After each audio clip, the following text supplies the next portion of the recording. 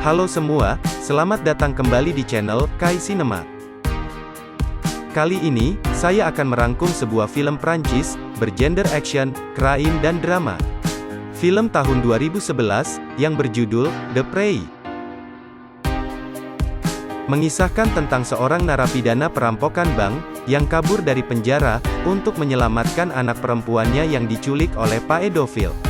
Pedofil tersebut ternyata teman satu kamarnya di dalam penjara, di mana dia tidak menyadarinya. Mari, kita mulai saja ke alur ceritanya. Tapi, sebelum dimulai, jangan lupa untuk mensupport channel ini ya, dengan cara, mensubscribe dan mengaktifkan loncengnya. Terima kasih.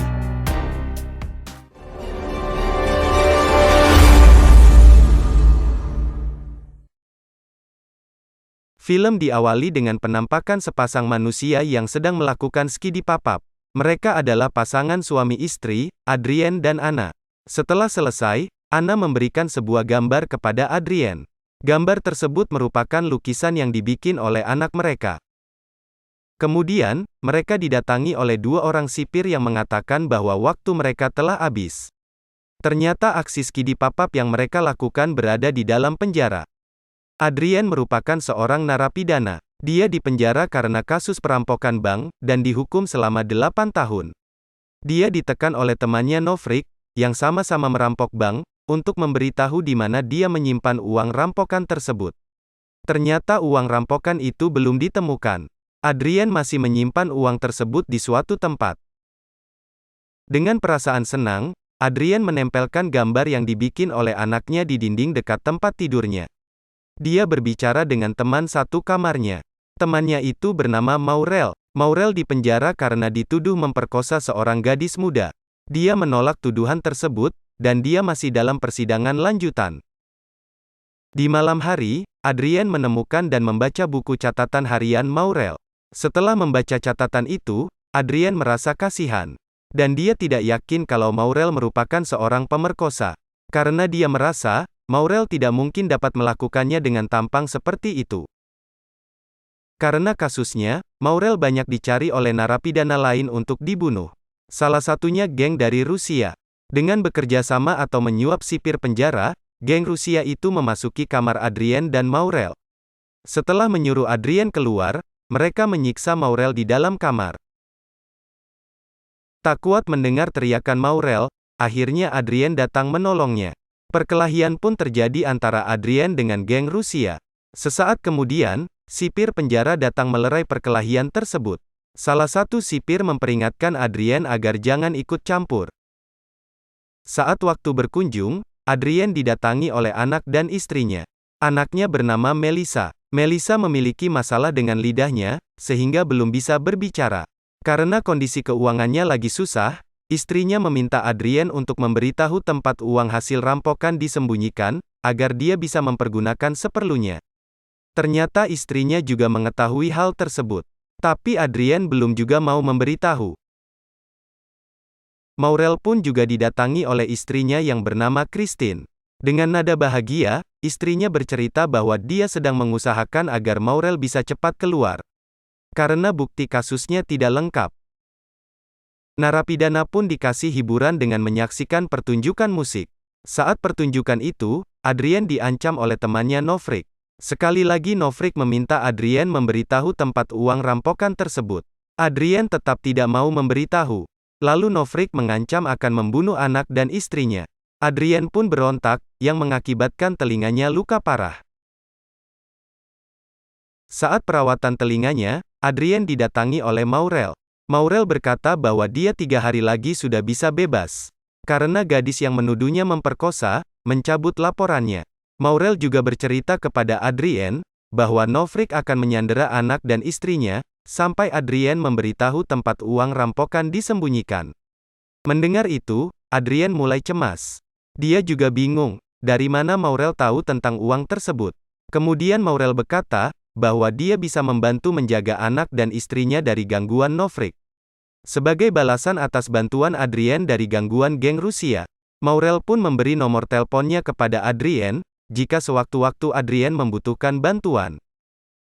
Saat Maurel akan pergi, dengan perasaan cemas dan ragu, Adrien menyuruh Maurel untuk menjaga anaknya Melissa dan istrinya Anna. Dia juga memberi tahu Maurel tempat uang rampokan disembunyikan, agar bisa dipergunakan oleh istrinya Anna, yaitu di dalam kuburan ayahnya. Maurel pun bersiap-siap untuk keluar dari penjara. Dia mengemasi barangnya dan mengambil sampel rambut dari sisir dan menyimpannya. Untuk apa dia melakukan itu?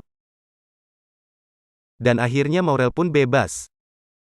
Saat sedang bekerja di dalam penjara, Adrien diberitahu oleh sipir bahwa dia kedatangan tamu. Adrien pun menemui tamu tersebut. Tamu itu adalah Kapten Polisi Carrega, dia telah pensiun dari kepolisian. Adrien tidak mengenalnya. Di sini Carrega bertanya kepada Adrien tentang Maurel. Carrega juga memberitahu Adrien bahwasannya Maurel adalah seorang pedofil. Adrien yang mendengar itu sangat terkejut. Apalagi dia telah mempercayakan anak dan istrinya kepada Maurel.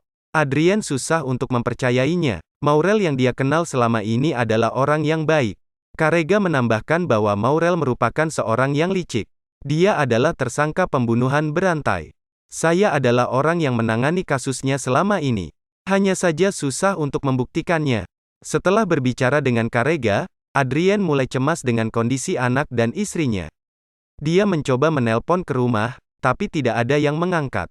Kecemasannya terus berlanjut dalam beberapa hari. Kesempatan kabur untuk menolong istri dan anaknya terbuka dengan sendirinya.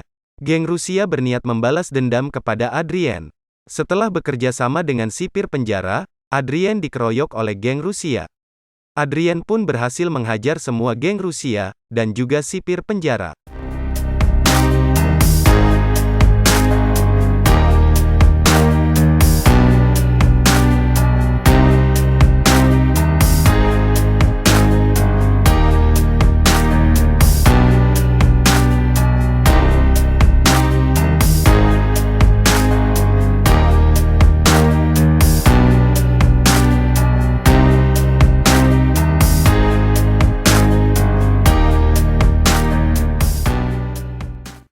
Dengan menggunakan baju sipir penjara sebagai penyamaran, dengan perasaan cemas dan tergesa-gesa, dia pun berhasil kabur.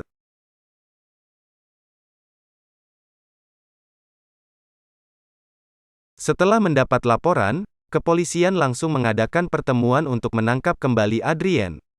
Kepala polisi yang bernama Luciani menunjuk Claire, seorang polisi wanita untuk mengemban tugas tersebut. Rencana penangkapan kembali Adrien dimulai. Data-data tentang Adrien dikumpulkan. Scene berpindah pada sebuah supermarket, di mana ada Maurel yang sedang mencari mangsa. Hanya saja kali ini dia tidak berhasil. Sesaat kemudian, Maurel melihat berita tentang kaburnya Adrien. Ternyata kaburnya Adrien dari penjara telah tersebar ke seantero Prancis.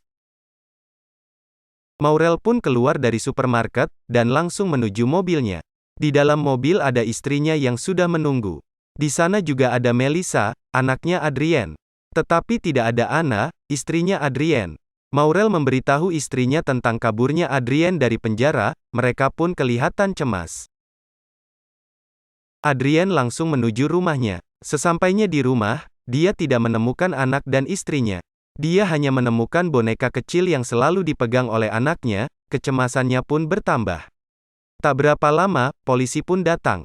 Adrien berusaha kabur dari tangkapan polisi. Sesaat sebelum kabur, Adrien terlibat percakapan dengan Claire. Adrien berkata, bahwasannya dia bisa saja menyerahkan diri saat ini, tapi ada sesuatu yang sangat penting. Sebelum Claire mengetahui apa yang sangat penting itu, Adrien berhasil kabur. Kejar-kejaran pun terjadi, di mana akhirnya Adrien berhasil lolos.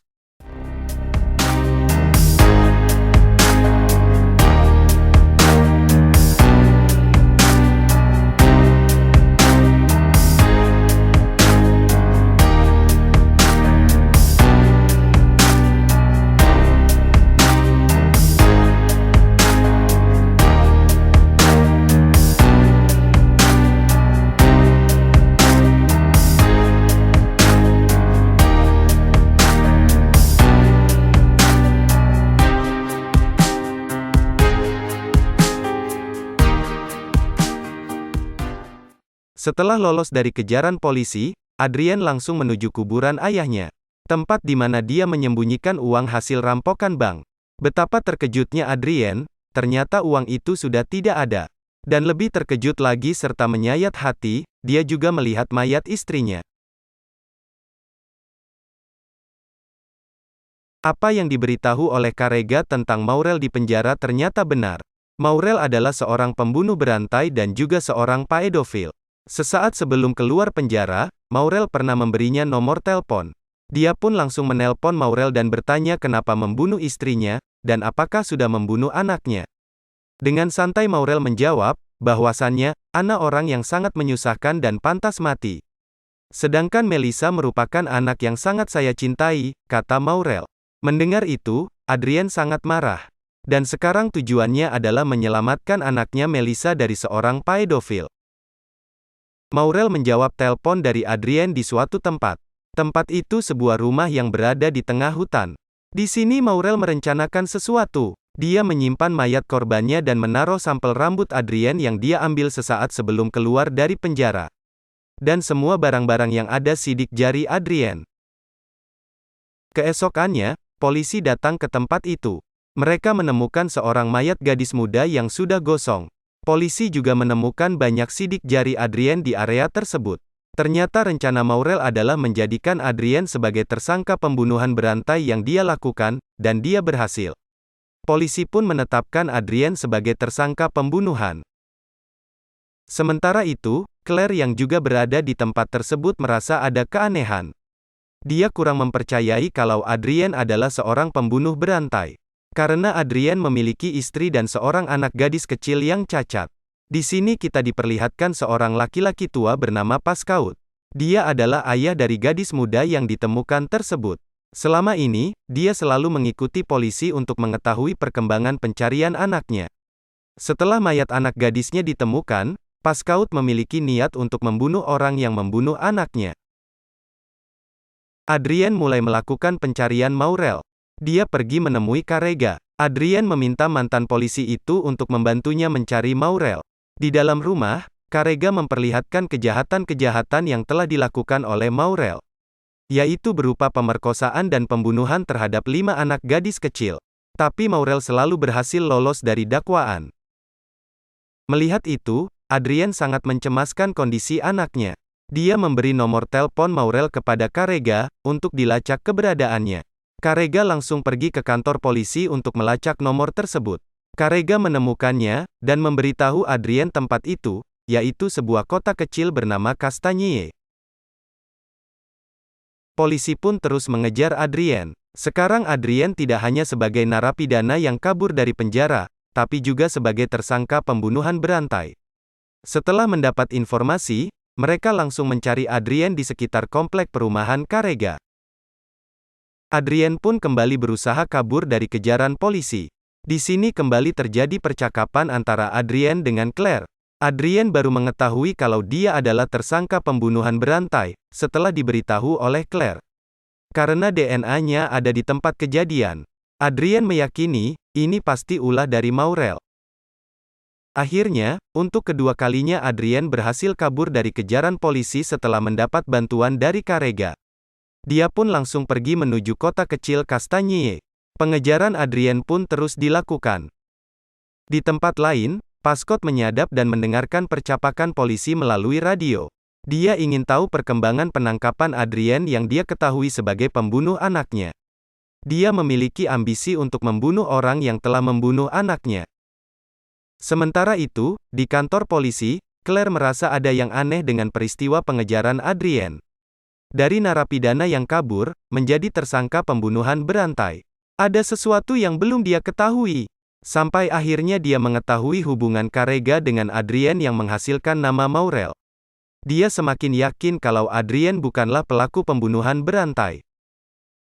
Scene berpindah di sebuah pasar di kota Castagnier, di mana ada Maurel dan istrinya serta Melissa sedang berjalan-jalan menikmati suasana pasar.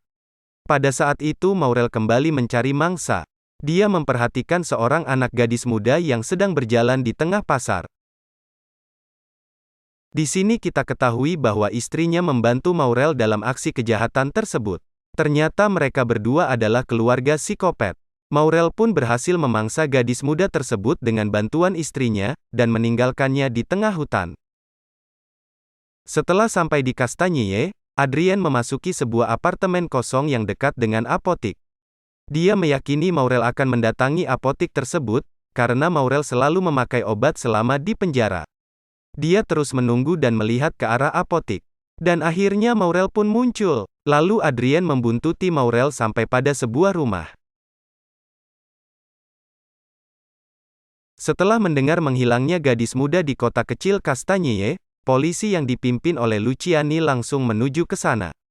Mereka masih berkeyakinan kalau Adrien lah pelakunya. Sementara itu, Claire yang berkeyakinan lain, pergi menuju rumah Maurel setelah mendapat alamat dari rekannya. Mengetahui Claire pergi menuju rumah Maurel, Luciani dan anggotanya juga ikut menyusul Claire. Di saat bersamaan, Pascot membuntuti iringan mobil polisi. Sementara itu, Adrien memasuki rumah Maurel dan menemukan anaknya Melissa yang lagi tidur. Pertemuan keduanya pun menjadi haru. Melissa sangat senang dengan kedatangan ayahnya. Adrien langsung membawa Melissa untuk pergi meninggalkan rumah Maurel. Sebelum sempat meninggalkan rumah, Maurel mengetahuinya dan menodongkan senapan ke arah Adrien. Dengan terpaksa Adrien melepaskan Melissa. Tak berapa lama Claire datang membantu. Tembak-menembak pun terjadi, di mana Claire tertembak dan pingsan, sedangkan Maurel terkena pelipis telinganya. Setelah merampas Melissa, Adrien langsung kabur meninggalkan rumah Maurel. Maurel pun mengejar Adrien sampai ke tepi jurang. Claire pun mengikutinya setelah sadar dan menghajar istri Maurel. Drama pun terjadi di tepi jurang, di mana Maurel berhasil menembak Adrien sehingga jatuh dan bergelantungan di pinggir jurang. Tak berapa lama, Luciani datang. Maurel yang berpura-pura membantu kepolisian dengan menambak buronan polisi yaitu Adrien, berniat untuk menembak Luciani. Tapi tidak kesampaian karena dia langsung ditembak oleh Claire dan jatuh ke jurang. Sesaat kemudian, Adrien ikutan jatuh ke jurang setelah ditembak. Ternyata orang yang menembaknya itu adalah Pascot. Pascot pun merasa senang, karena misinya tercapai. Hanya saja dia belum mengetahui fakta sebenarnya, bahwa yang membunuh anaknya bukanlah Adrien melainkan Maurel. Keesokannya, polisi mencari mayat Maurel dan Adrien. Mayat Maurel ditemukan, sementara mayat Adrien menghilang. Luciani berkata kepada Claire, bahwasannya yang melakukan pembunuhan berantai itu adalah Maurel. Istrinya sudah mengakui dan mengatakan ada 8 pembunuhan lagi. Mendengar itu, Claire merasa puas. Keyakinannya tentang Adrien ternyata benar. 3 bulan kemudian, di sebuah panti asuhan, Melissa mendapat surat berupa lukisan dia, ibu dan ayahnya. Siapa yang mengirim surat tersebut? Film pun berakhir. Terima kasih sudah menonton. Sekali lagi, jangan lupa mensupport channel ini ya, dengan cara mensubscribe dan mengaktifkan loncengnya. Sampai ketemu lagi di video berikutnya.